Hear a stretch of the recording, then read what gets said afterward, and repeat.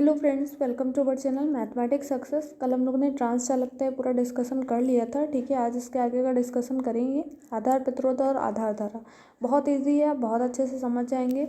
आधार means base को B से represent करते हैं, संग्राहक मीन्स कलेक्टर को सी से, और उत्सर्जक एमीटर को ई से। ठीक है, तो आपको ये एक बार रिवाइज करवा दिया। ठीक है, हालांकि बहुत बार ये बता चुके हैं, तो एक बार आपको रिमाइंड हो गया होगा। कल जो पढ़ाया था उसका फॉर्मूला क्या होता है उसको एक बार देख लीजिए पीछे, उसके बाद आगे का पढ़िएगा। ठीक है, कि आपको याद है ट्रांस चालकता क्या होती है। अगर याद है अच्छी बात है, अगर आप बोल पा रहे हैं वहाँ पे खुद से बैठे बैठे बोलिए। ठीक है, जहाँ भी आप बैठे हो, अपने घर में, बाहर, जहाँ कहीं देख रहे हो, अगर नहीं बोल पा रहे हैं तो उससे पहले रिपीट करिए पीछे वाला, उसके बाद ही ये पढ़िएगा। ठीक, आधार धारा क्या होती है, IB होती है, को संपूर्ण संग्राहक धारा IC के द्वारा प्राप्त की जा सकती है, जिसका फॉर्मूला ये होता है IB बराबर IC पाई बीटा। ठीक है, अल्फा बीटा गामा में रिलेशन बताया था ना आपको एक वीडियो में। ठीक है, ये भी आपको कल बता चुके हैं। तो यहाँ स्मॉल IC बराबर क्या होता है, capital IC plus IC VBE upon VT 1/बीटा, ये साथ में बीटा से मल्टीप्लाई कर दिए अंदर, IC by beta plus VBE, ये देखो इसके साथ में बीटा लिख दिया और इसको GM से रिप्रेजेंट करते हैं, कल बता दिया था। तो ये हो गया IB बराबर कैपिटल IB प्लस ये capital IB IC by beta है। ठीक है, IB plus VBE by beta GM। उपरोक्त समीकरण DC अभिन्नत के, DC मीन्स देखो एक AC होता है, एक DC। AC alternating current, DC means direct current. ठीक है, तो DC अभिन्नत के द्वारा आधार धारा IB और संकेत VBE के अनुप्रयोग होने के संगत AC आधार धारा के संयोजक के रूप में कुल धारा को प्रदर्शित करता है। तथा संकेतक आधार धारा को निम्न प्रकार लिखा जा सकता है। कैसे लिख सकते हैं, इसको 0 हटा देंगे। ठीक है, तो VBE बाई बीटा GM ये लिख सकते हैं, समझ गए। IB आधार धारा के संगत संकेत आधार धारा को निम्न प्रकार लिख सकते हैं। ये संकेत आधार धारा स्मॉल IB है।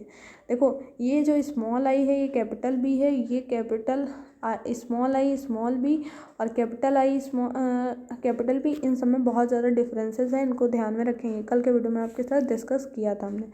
ठीक है, तो ये IB बराबर हो गया, जो कि हम जानते हैं संकेत आधार धारा क्या होती है, ये होती है, अभी देखा, ये देखो ऊपर फॉर्मूला लिखा है। तो बीटा, अगर हम बीटा इधर मल्टीप्लाई में ले आए, देखो ध्यान से, और IB को नीचे ले गए तो क्या, देखो IB इंटू बीटा बराबर GM VBE, ये लिख सकते हैं।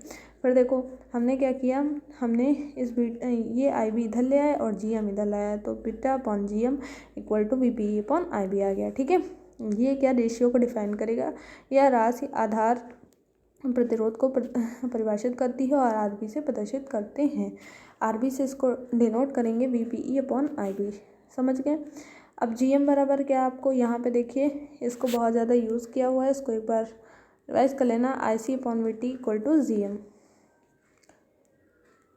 कल क्लास नहीं हुई थी, ठीक है, थोड़ा सा समय का अभाव था इस वजह से, तो आज क्लास हो रही है। ठीक है, ये GM की जगह पे यहाँ पे वैल्यू रख देंगे BC upon VT, IC upon VT ऊपर चला जाएगा ये, और IC यहीं रहेगा।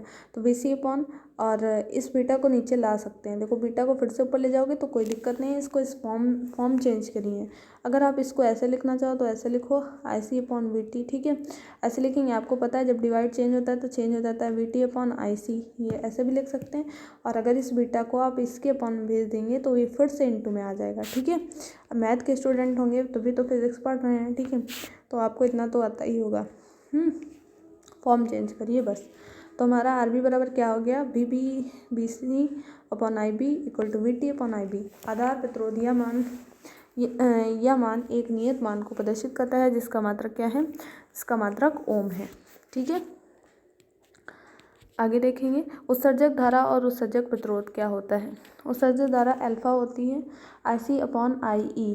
ठीक है, IC अपॉन IE, और कैसे लिखते हैं ये सब आपको बता चुके हैं पहले ही, अल्फा बीटा जहाँ पे बताया था। तो IE बराबर कितना हो गया, IC अपॉन अल्फा। देखिए एक फ्लो चार्ट बनवाएंगे सबसे लास्ट में, पहले दिन आपको दिखा दिया था, बस ऐसे ही बनवाएंगे बाद में, जब ये सारी वैल्यूज़ आपके पास इकट्ठा हो जाएंगी, जिससे आप याद कर पाएँ। और मैं आपको याद करने का तरीका भी बताऊंगी, जिससे आपको कोई दिक्कत नहीं होगी। ठीक है, उत्सर्जक और संग्राहक धारा परस्पर उपयुक्त के अनुसार संबंधित होती हैं।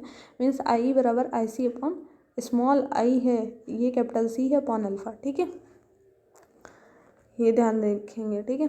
देखो अब देखो, अब इसका यूज़ करेंगे, स्मॉल आई सी बराबर अभी ऊपर भी ये फॉर्मूला यूज़ कर चुके हैं, capital I C plus I C V B upon V T upon alpha, इन दोनों के अपॉन में अल्फ़ा भेज दिया, भेज दिया ना। ये क्या हो गया, आई सी अपॉन अल्फ़ा, ये भी ऊपर देखा था क्या था, आई ई था, आई ई रख दिया, यहाँ पे क्या रखेंगे जी एम, ये तो आपको पता ही है V B E upon V T क्या होता है, जी एम होता है, जी एम रख दिया, वी बी ई अपॉन ये अल्फ़ा, ठीक। टू मत समझने लगना, आधे लोग टू नोट कर लो, कॉल टू लग रहा है।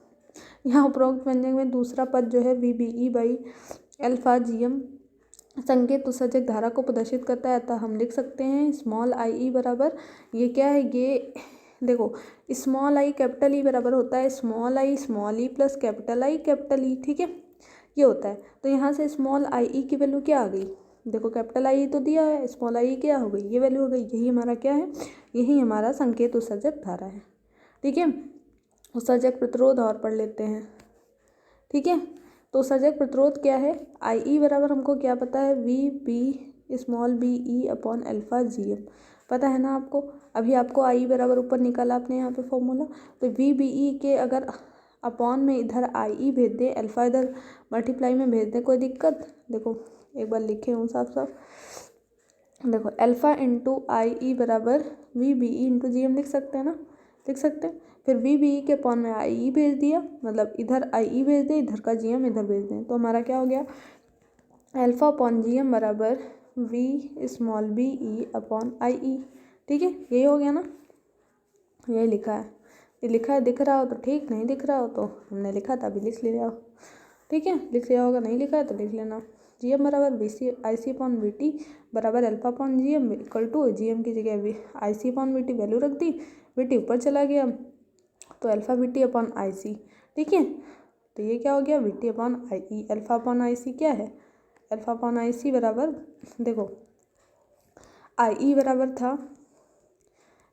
आई सी अपॉन अल्फ़ा, ठीक है, तो वन अपॉन आई ई कितना हो जाएगा, अल्फ़ा अपॉन आई सी, तो इसकी जगह वन अपॉन आई सी की जगह आई ई लिख दिया, अल्फ़ा अपॉन आई सी की जगह हमने क्या लिख दिया, वन अपॉन आई ई। तो ये हो गया हमारा क्या, R E equal to V B I E V T equal to E, ये उत्सर्जक प्रतिरोध का मान एक नियत मान को प्रदर्शित करता है, जिसका मात्रक क्या होगा, जिसका मात्रक ओम होगा, ठीक है। आर बी और आर ई के मध्य संबंध हम लोग कल डिस्कस करेंगे, पहले आप इतना अच्छे से तैयार करिए, ठीक है। ये आर ई की वैल्यू है और ये उसके ऊपर जो लिखवाई थी वो आर बी की वैल्यू थी, ये दोनों कल याद होनी चाहिए, तभी आगे का काम आप करेंगे, ठीक है। ये आर बी की वैल्यू है, एक बार रिवाइंड करिए, और जो भी कुछ पढ़ा है उसको अगले मंडे को जब हम लोग पढ़ेंगे तो ये कवर करेंगे, इतना काफ़ी मतलब भर का आज हो गया है, ठीक है। तो इसे रिवाइज़ करेंगे पूरे हफ्ते, यही पढ़ना है आपको, कुछ नहीं पढ़ना है लेकिन अच्छे से पढ़ना है, ठीक है। एक पेपर पूरा अच्छे से तैयार होता हुआ चल रहा है, ठीक है, यही मान करके चल रहे हैं। अब आप देखिए कि आपकी कितनी तैयारी है, और अगर कोई क्वेरी हो तो नीचे कमेंट बॉक्स में आप अपना कमेंट छोड़ देंगे। मिलते हैं नेक्स्ट वीडियो में। जय हिंद, जय भारत।